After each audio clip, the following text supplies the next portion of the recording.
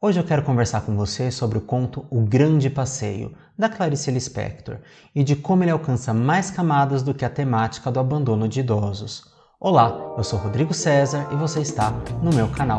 Eu preciso ser honesto com você, porque antes da gente chegar no conto da Clarice, eu preciso falar sobre a trajetória de como eu cheguei até ele. E não é só como eu fui apresentado ao conto aqui, isso é bem tranquilo. A Adélia Nicoletti, minha amiga, indicou um espetáculo com Odilon Esteves e ele estrutura como um grande jantar e a gente escolhe interativamente qual é o cardápio que vai ser servido, quais são os textos que ele vai narrar pra gente.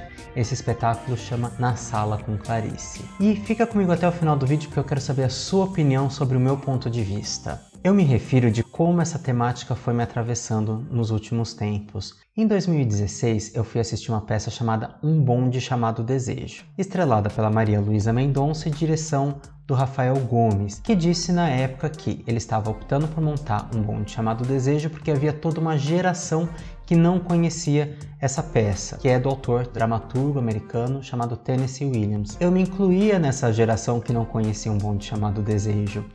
Quando eu vi o cartaz da peça, com a foto de duas atrizes e um ator, eu já pensei que era logo sobre um triângulo amoroso, mas não foi bem assim. Na mesma época que eu assisti Um Bonde Chamado Desejo, o Antunes Filho, um diretor de teatro aqui de São Paulo, montou um espetáculo chamado Blanche, que era também uma versão da mesma peça, com uma outra estética. Do que fala essa peça? Sobre uma família, a relação dessas duas irmãs.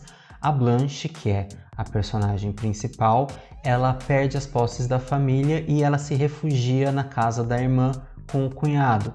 E o cunhado começa a perceber que ela não estava contando totalmente a verdade. Ela estava bem angustiada, com medo do que estava acontecendo. O enredo é igual nas duas versões, só que eu assisti a versão com a Maria Luísa Mendonça primeiro.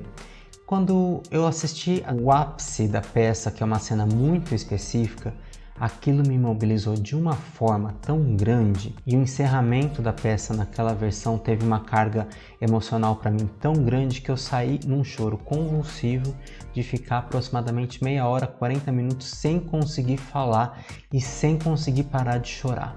Uma das frases mais célebres da peça é a Blanche, no finalzinho da história, falando: "Eu sempre dependi da caridade de estranhos." Guarda essa informação porque a gente vai retomar ela quando a gente for falar do Grande Passeio da Clarice Lispector.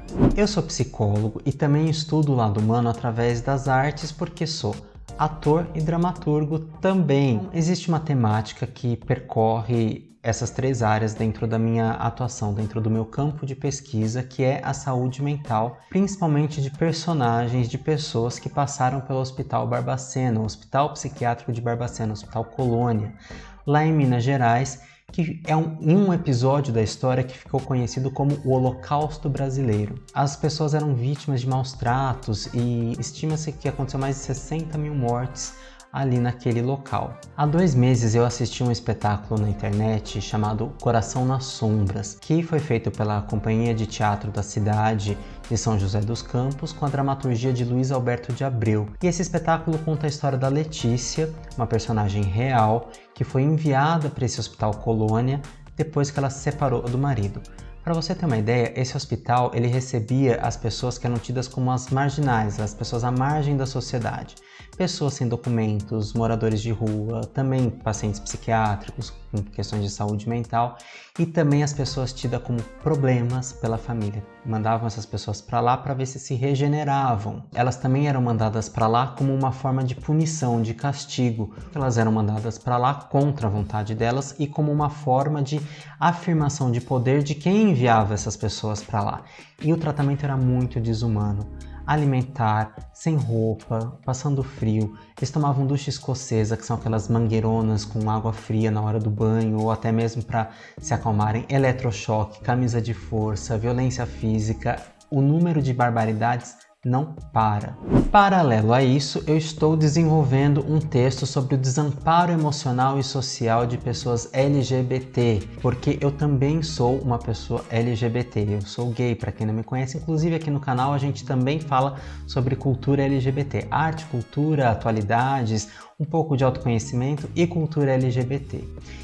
Dentro desse texto eu estou trabalhando toda essa questão desse desamparo, tanto das pessoas que são vítimas escancaradamente desse desamparo, dessas violências sociais e familiares, quanto aquelas violências sutis, veladas, onde a pessoa nem percebe que ela está sendo agredida ou sendo vítima de uma situação de desamparo. E aí a gente chega no conto O Grande Passeio, da Clarice Lispector. Não tem nem graça eu tentar resumir essa história com todos os elementos, porque Clarice escreve muito bem. Eu seria muito horroroso se eu falasse, ou se eu tentasse resumir a história tal e qual, ou pegando os elementos principais, mas eu vou buscar itens e elementos que justificam aqui o meu ponto de vista no que a gente está conversando. O Grande Passeio é um conto que está no livro Felicidade Clandestina, e ele conta a história da Mocinha, ou Margarida. Mocinha morava no Maranhão. Ela tinha um marido, uma filha e um filho. Os 3 morreram em momentos distintos. E ela veio para o Rio de Janeiro trazida por uma senhora com o pretexto de colocá-la num asilo. Aí a gente não tem muitas informações sobre a história pregressa da mocinha, nem quanto tempo ela ficou no Rio de Janeiro. A gente sabe que ela já deve ter vindo mais velha, porque, enfim, para ser colocada num asilo, ela já devia ter uma certa idade. Mocinha ficou morando de favor em algumas casas de desconhecidos, porém ela estava morando numa casa e a certas tantas a família percebe que Mocinha está lá por tempo demais. Mocinha sempre muito sorridente, mas ela já estava começando a babar, literalmente. Ela já estava com alguns restos de comida preso na roupa, porque ela já não tinha mais essa questão do asseio. E ela também causava estranheza em funcionários da casa, porque ela se arrumava toda pela manhã e saía. Perguntaram para ela: o que é que você vai fazer todo dia de manhã? Ela respondia: eu vou passear, ué. Porque para ela já era um grande divertimento sentar num banco, observar o movimento, observar a paisagem do Rio de Janeiro, que ela considerava muito bonita. A família foi se incomodando com a presença de Mocinha ali e decidiram mandar a Mocinha para a casa do irmão em Petrópolis. Prepararam essa mudança da Mocinha, mas esse irmão lá em Petrópolis não sabia desta mudança. Muito do conto se passa nessa noite e nessa trajetória até a chegada em Petrópolis. Ali a gente descobre pela narrativa que Mocinha durante a noite estava ansiosa com este passeio, e ela até cata um pão velho e mastiga esse pão velho e machuca as gengivas. Aí a gente já tem um indício de que Mocinha, uma pessoa muito magra, também muito emagrecida, tinha alguma questão mental, mas que as pessoas talvez não estivessem percebendo essa questão mental dela. Qual seria? Hoje a gente identifica como sendo um quadro demencial, do meu ponto de vista. E Mocinha, nesta noite prévia à viagem, nessa noite que antecede a viagem, ficou rememorando a própria vida. Ela se deu conta de como é que ela chegou até ali. Ela não lembrava direito, ela não lembrava direito do marido, da filha, do filho. Então ela passa essa noite até que ela percebe que ela está numa cama muito dura, porque deram uma cama muito dura e apertada para ela, porque enfim, tão pequenininha, né, não precisava de uma cama confortável, tão magrinha, também não precisava de um colchão bom. No outro dia cedo, ela se produziu toda para ir. O irmão, a irmã e a namorada do irmão, desse moço, ou nem sei se tão moço assim, porque a gente não tem tantos dados, esse moço até olha para ela e fala assim: nossa, a senhora se arrumou toda, tá até melhor do que eu, né? E Mocinha sorria. A resposta dela para tudo era um sorriso. E aí eu te pergunto, será que ela tinha uma compreensão?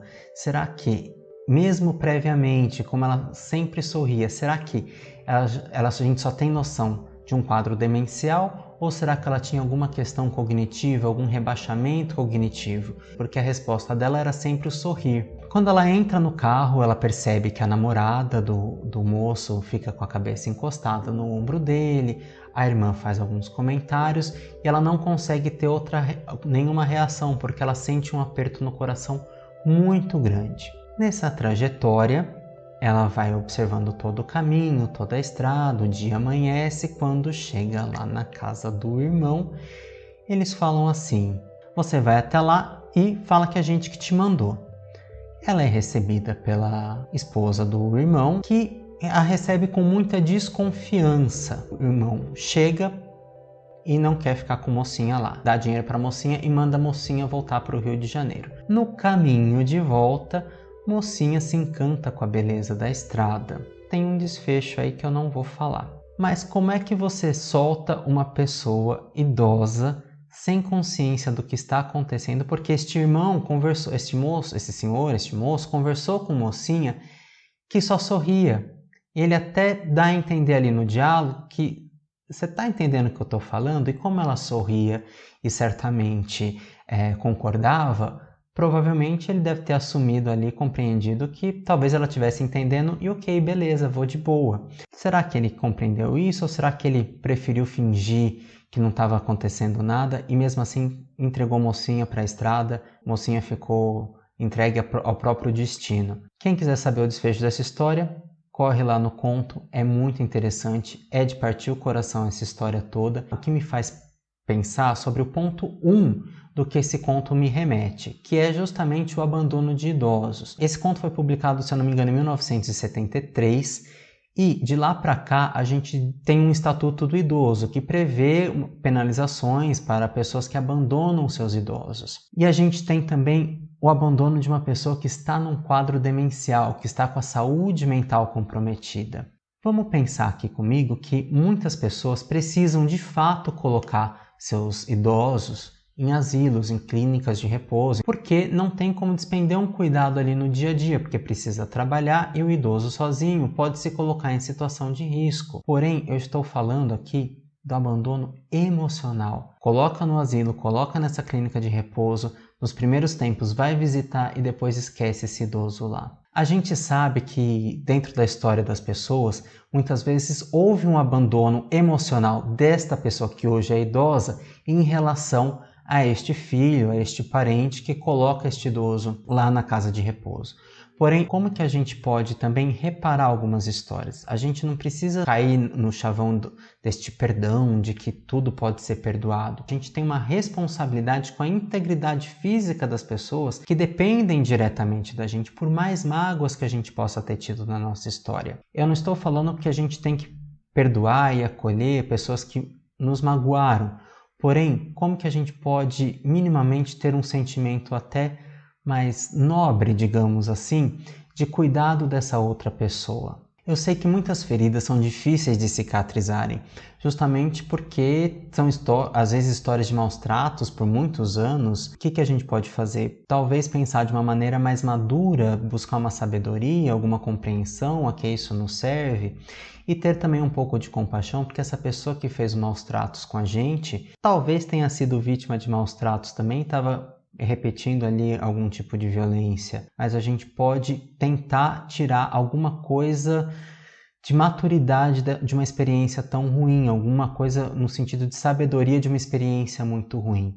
O que nos leva ao segundo ponto, que é a ferida da pessoa que cuida. Os cuidadores, eles também têm uma ferida que é essa dedicação, essa abnegação, esse cuidar de uma pessoa que está ou idosa ou que tem alguma síndrome ou que tem alguma questão mental, algum transtorno mental, alguma deficiência. Às vezes as pessoas compreendem como um fardo também, porque o peso é muito grande. Mas a minha colocação aqui nesse ponto 2, que me foi lembrado pelo conto O Grande Passeio, é justamente sobre o abandono de pessoas que são deficientes, não só os idosos que estão demenciados, mas também os deficientes ou as pessoas que têm algum tipo de psicose, algum tipo de comprometimento intelectual. Porque este abandono também não necessariamente ele é físico, ele pode ser emocional. Se eu jogo uma pessoa numa instituição, numa clínica, num hospital ou numa escola, e eu não me preocupo com o desenvolvimento dessa pessoa, eu também estou fazendo ali um tipo de abandono. Eu sou psicólogo junguiano. Nós junguianos, a gente sempre prefere observar todas as potencialidades. Ao invés da gente ficar martelando na tecla do rótulo do diagnóstico, a gente prefere buscar quais são as potencialidades de expressão desta pessoa. Por isso que nós junguianos, quando trabalhamos com saúde mental, a gente sempre tem ali um componente de arte-terapia.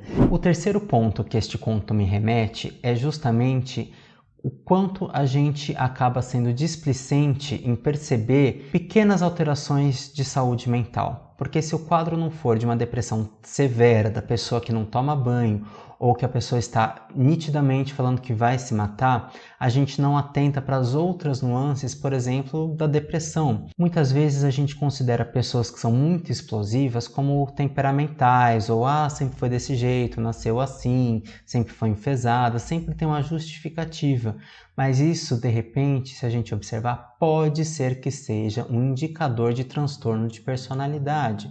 E transtorno de personalidade a gente trata com terapia. Então, o quanto que a gente ignora? E aqui vem o meu apelo aos profissionais de saúde.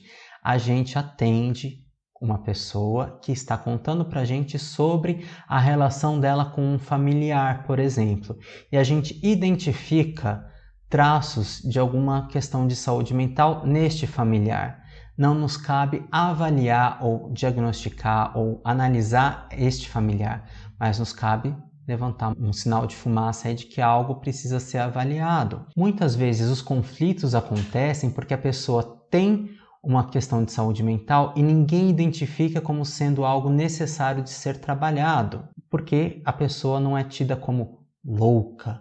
Louca é uma palavra muito pesada, o que nos leva a pensar numa subdivisão desse ponto 3, que é o tal do gaslighting. O que é o gaslighting? É um termo utilizado hoje para a gente identificar homens, principalmente, que falam que suas companheiras, que suas namoradas, que suas esposas são loucas, porque elas se colocam, elas têm o posicionamento delas e eles agem de maneira a desacreditar o que ela está falando. Afetam a autoestima, a autoconfiança, a percepção dessa mulher e acaba dizendo que ela é louca, que ela é descompensada, que ela é isso, que ela é aquilo, de maneira a invalidar qualquer argumento, quando geralmente este cara realmente está muito equivocado. Lembra que eu mencionei a Blanche lá no início do vídeo de Um Bonde Chamado Desejo e também mencionei Coração nas Sombras, do Luiz Alberto de Abreu, da Companhia de Teatro de São José dos Campos, que fala a história da Letícia, uma mulher que foi mandada para o Hospital Colônia, esse hospital psiquiátrico, porque ela se separou do marido e o marido não aceitava? Bem, a Blanche também, vou ter que dar o spoiler, a Blanche também foi enviada para um hospital psiquiátrico, porque este cunhado ele encontrou esta forma, este artifício de enviar a Blanche para um hospital psiquiátrico. Ele acabou deixando ela num surto para encobrir uma atitude de violência sexual que ele teve com a Blanche. É uma cena fortíssima. Quando eu vi essa cena, foi a cena que me causou este choro. Mas Rodrigo, a gente não tem hospital psiquiátrico hoje tão facilmente assim.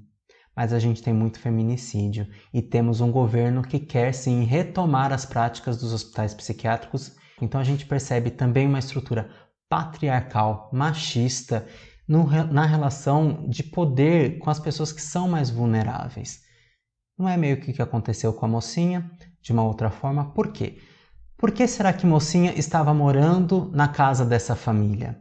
Certamente não era à torta e à direito, não era porque foram com a cara dela. Provavelmente mocinha prestava algum tipo de serviço para essa família.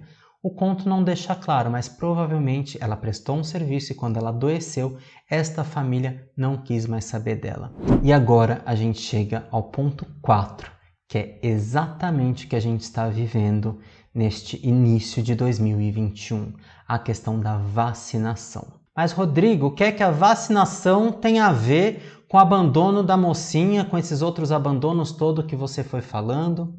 Lembra que eu falei que a gente tem responsabilidades para com os vulneráveis?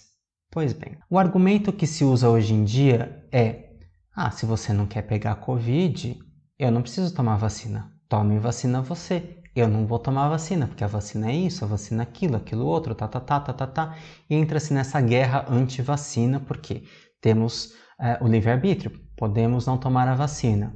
Podemos, mas vamos pensar no coletivo? Dias atrás eu fiz um vídeo aqui, eu vou colocar aqui no card. Esse vídeo ele falava sobre o Joseph Campbell, sobre a jornada do herói, da heroína. Ele foi perguntado lá em 1949 o que ele considerava de problemática nos heróis daquele tempo. Ele falava assim, que abandonaram-se os mitos, porque os mitos eram histórias que traziam uma noção de coletivo. Os heróis dos mitos, eles sempre tinham uma façanha para realizar, que era trazer algo para um coletivo.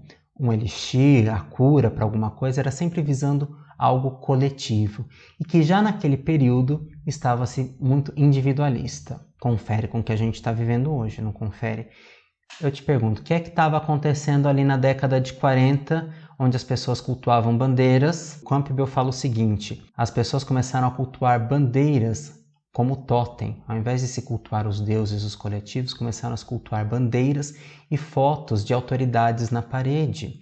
E essas autoridades estavam muito autocelebrativas, ou algo nesse sentido. Bom, percebemos isso, né? De que forma temos um nacionalismo muito grande acontecendo, uma preocupação muito grande com a própria integridade, mas não se preocupa com o coletivo. Mas o que é que a vacina tem a ver com isso? Bom, se eu não quero tomar vacina, tudo bem, você toma a vacina. Mas e as pessoas que querem tomar vacina e não podem, seja por um motivo de saúde, por uma indicação, por um tratamento, por uma doença autoimune? Existem pessoas que não podem receber a vacina por recomendação médica. É dessas pessoas que nós estamos falando. Se eu tomo vacina, eu estou preservando não só a mim, não só aos meus, mas também a essas pessoas que não podem tomar vacina. Então, eu considero uma forma de abandono dessas pessoas. Ah, mas eu não tenho vínculo nenhum, como é que eu estou abandonando essas pessoas? Nós estamos ficando individualistas, mais preocupados em validar o nosso ponto de vista do que exercer uma preocupação com o coletivo. Quando Campbell fala que estamos idolatrando mais uma bandeira do que o coletivo, eu compreendo da seguinte forma, e você me diz aqui no comentário o que é que você compreende. Essa bandeira, ela representa uma nação, representa um coletivo, mas é um coletivo, um país, uma nação que está com interesses individualistas, porque quando você opta por retirar direitos, como por exemplo, atendimento a mulheres, a pessoas vítimas de abuso sexual, e você faz de tudo para que uma criança de 10 anos de idade tenha uma gestação que foi fruto de um abuso sexual, onde é que nós estamos preocupados com o coletivo?